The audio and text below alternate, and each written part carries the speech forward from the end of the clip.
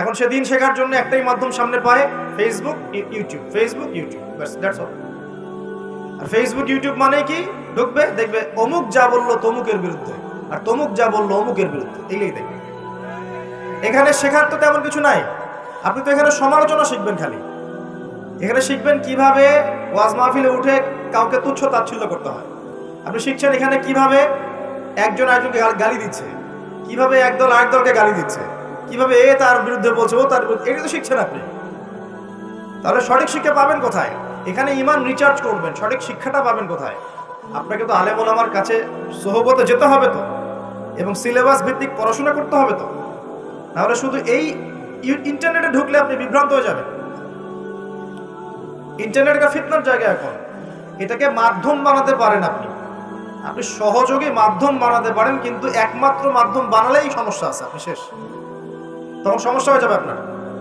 এই কথাগুলো আমাদের বাস্তব জীবনের উপলব্ধি থেকে বলছি, ইনশাআল্লাহ আপনার জীবনে ফায়দা দিবে ইনশাআল্লাহ। প্রিয় যুবক ভাইরা, এই তিনটা ধোঁকা থেকে বেঁচে থাকবেন। রাত্রেবেলা কি তেলাওয়াত করবেন তাহলে? কোন সূরা? সূরা মুলক। আচ্ছা, ফজিলত কি কি ফজিলত? ইনশাআল্লাহ আপনাকে আল্লাহ রাব্বুল আলামিন এই সূরা তেলাওয়াতের বরকতে, এর ওসিলা ইনশাআল্লাহ কবরের আযাব থেকে বাঁচাবেন ইনশাআল্লাহ। কবরের আযাব সত্য না মিথ্যা? চোখে দেখা যায়? কোন পরীক্ষাগারে প্রমাণ করা যায়? তাহলে পশ্চিমারা যে বলে যে পরীক্ষা নিরীক্ষা পর্যবেক্ষণ ছাড়া কোনো জ্ঞান নেওয়া যাবে না, তাহলে কি হবে?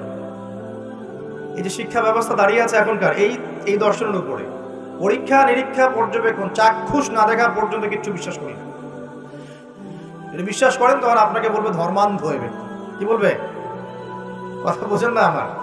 হ্যাঁ, ওদের ফিলোসফি অফ এডুকেশন, মানে আমরা বলি এটাকে এপিস্টিমোলজি, আমাদের ফিলোসফিতে বলতো এপিস্টিমোলজি, মানে জ্ঞান তত্ত্ব। এই শব্দের অর্থ হচ্ছে কি? জ্ঞান তত্ত্ব। ওদের জ্ঞান তত্ত্ব হচ্ছে যে যেটা ভিজুয়াল না, আমরা যা দেখি না, এবং যেটা স্পর্শ করা যায় না, ইন্দ্রিয় দিয়ে উপলব্ধি করা যায় না, মানে স্পর্শ করে বোঝা যায় না, গন্ধ নিয়ে বোঝা যায় না, তারপরে কঠিন তরল না বায়বীয় পরীক্ষা করা যায় না, পরীক্ষা নিরীক্ষা পর্যবেক্ষণের মাধ্যমে সিদ্ধান্তে আসা যায় না, এটাকে জ্ঞান বলে না। যদি এটাকে এই সিঁড়িগুলো উত্তরানো যায় তখন সেটা জ্ঞান, ওদের দর্শনের। তাহলে এখন কবরের আযাবটাকে আপনি কি করবেন? এখন কবরের আযাব নাই, তাহলে এখন তো আপনাকে আল্লাহ পাকের কথায় বিশ্বাস করতে হচ্ছে না, গায়েবে বিশ্বাস করতে হচ্ছে। তাহলে এখন আপনি যখন গায়েবে বিশ্বাস করতে যাবেন, ওরাই আপনাকে তোকমা দিয়ে দিবে তো ধর্মান্ধ, এবং ওয়ার্ল্ড আপনাকে আক্রমণ করবে তখন। যেমন মুসলিমদেরকে এখন আক্রমণ করছে না এগুলো দিয়ে, এগুলো এমনি এমনি আসে নাই, এটা পরিকল্পিত। আপনার ভিত্তিটাকে নড়িয়ে দিবে। তাই তো, আসলেই তো আল্লাহকে তো দেখি না, ফেরেশতা তো দেখি না, জিন জাতিকে তো দেখি নাই, আত্মা তো দেখি না, কবরের আযাব তো দেখি না, কেন বিশ্বাস করবো তাহলে? এই জন্য দেখবেন একটা প্রজন্ম তৈরি হয়েছে এখন, ওরা বলে যে আমি তো আল্লাহ কোরআন এগুলো তো খুব একটা বিশ্বাস করি না, কারণ আমি তো দেখি না। নাউযুবিল্লাহ। আছে না এমন লোকজন আশপাশে আপনার? এদের সংখ্যা বাড়ছে না কমছে? দিন দিন বাড়ছে। হয়তো আপনার কাছে মনে হচ্ছে যে এদের সংখ্যা হয়তো বেশি না, কিন্তু দিন দিন বাড়ছে। একটা তথ্য দিয়ে যে আপনাদেরকে এখানে শোনেন, বিগত 100 বছরে, কত বছরে? বিগত 100 বছরে বিশ্বের 3টা দর্শন খুব চলেছে। কয়টা দর্শন? 3টা। একটা হচ্ছে এলিমিনেশন, ওরা বলে কি এলিমিনেশন, মানে কনসেপ্ট অফ গড, মানে আল্লাহর বিশ্বাসটাকে সরিয়ে দেয়া, এটাকে এলিমিনেট করা।